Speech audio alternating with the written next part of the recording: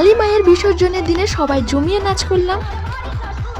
তো বন্ধুরা, আমাদের যেহেতু আগে থেকে প্ল্যান ছিল যে রাতের বেলায় নাচ করব, কিন্তু দুপুর থেকেই দেখছি একজন একজন করে আসছে আর নাচতে শুরু করে দিয়েছে। নাচ শুরু হয়ে গেছে, আমি দাঁড়িয়ে দেখবো এটা কিন্তু কখনো হবে না। আর তার উপরে সবাই ছেলেরা নাচছে, আমি একা গিয়ে যে নাচবো সেটাও সম্ভব নয়। তাই প্রথমে কাকিমাকে, তারপর বৌদিকে টেনে নিয়ে আমরা তিনজনে নাচতে শুরু করে দিলাম। এখন যদিও বা বেশিক্ষণ নাচিনি, কারণ কাকিমা নাচতে চাইছিল না। ধরে ধরে টেনে টেনে আর কতক্ষণ নাচাবো, যে যেমনই নাচুক এর নাচের কাছে কোনো কথা হবে না।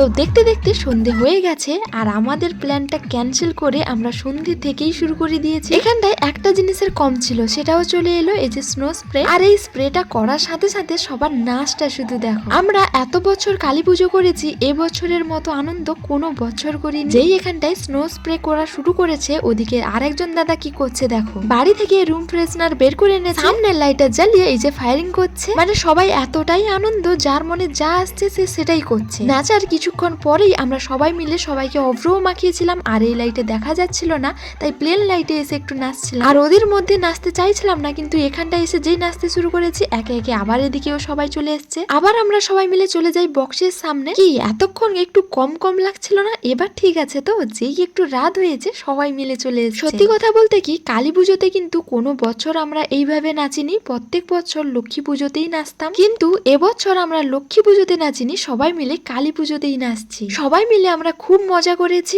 আর যারা যারা নতুন আসছিল, যেহেতু তাদের গালে অভ্র ছিল না, আমি এক একজনকে বেছে বেছে অভ্র মাখাচ্ছিলাম। তোমাদেরকেও আমার হাতটা একটু দেখিয়ে দিলাম, দেখো পুরো অভ্রই ভর্তি হয়ে গেছে। আর এখানে আমরা যেই কজন নাচছিলাম, এক তো ঘেমে গেছিলাম, দুই হচ্ছে অভ্র মেখে পুরো ভূত হয়ে গেছিলাম। এখানটায় সবকিছু কমপ্লিট করার পর আমরা সবাই কিন্তু একে একে রাতের বেলায় চানও করেছিলাম। জানি না আমাদের এই ভিডিও আর নাচ দেখে তোমরা কতটা আনন্দ পাচ্ছ, বাট সত্যি কথা বলছি, আমরা কিন্তু খুব এনজয় করেছি। এতটাই আনন্দ করেছি যে তোমাদের বলে আমি বোঝাতে পারবো না। আর বিকেল বেলায় আমি যাদেরকে টেনে টেনে নাচাচ্ছিলাম, তারাই কিন্তু একটু পর দেখতে পাবে একা একাই নাচছে। তারা এখনো আসেনি, একটু পরেই চলে আসবে। ততক্ষণ তোমরা আমাদের এই নাচটা দেখো।